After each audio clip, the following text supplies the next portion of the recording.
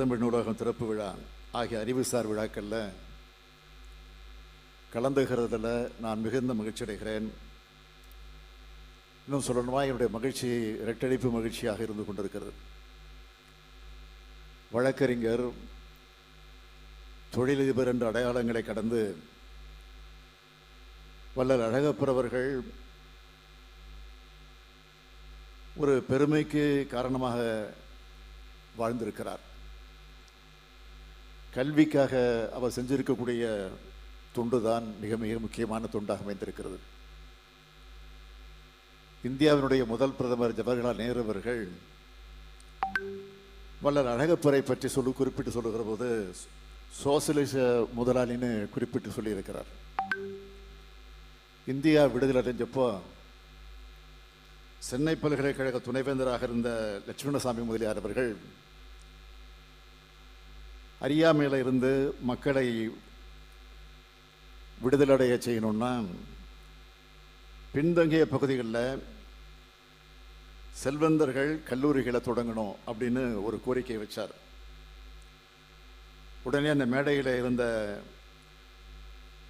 வள்ளலார் அழகப்பர் அவர்கள் 1,00,000 ரூபாயை கொடுத்து நான் தொடங்க தயார் என்று உயர்ந்த உள்ளத்திற்கு சொந்தக்காரராக அன்றைக்கு அவர் எடுத்து காட்டினார்.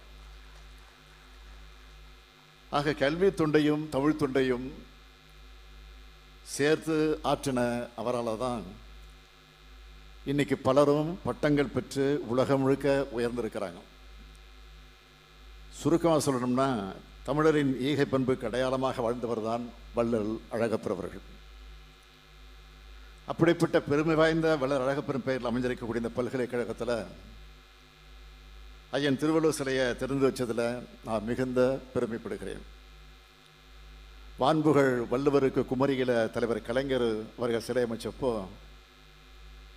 பேரறிவு சிலையோடு வெள்ளி விழா கொண்டாடப்படும் இந்த தருணத்தில் இந்த சிலையை திறந்து வைக்கிறதுல நான் மிகுந்த மகிழ்ச்சி அடைகிறேன். வள்ளுவர் நெறியில வாழ்வியல் நெறியா மாறணும்னு நாம் தொடர்ந்து சொல்லிக் கொண்டிருக்கிறோம். குறள் நெறி பின்பற்றப்பட்டால் தான் தமிழ்நாடும் காப்பாற்றப்படும், உலகமும் காப்பாற்றப்படும். அப்படி காப்பாற்றப்படணும்னா வள்ளுவரை யாரும் கபலீகரம் செஞ்சிடாம பார்த்துக்கணும். வள்ளுவர், வள்ளலார் போன்ற தமிழ் மண்ணில் சமத்துவத்தை பேசின மாமனிதர்களை களவாட ஒரு கூட்டமே இன்றைக்கு சிதை செஞ்சுக்கிட்டு இருக்கு. அதுக்கு எதிரான காவல் அரணாக ஒவ்வொரு தமிழரும் இருக்கணும்.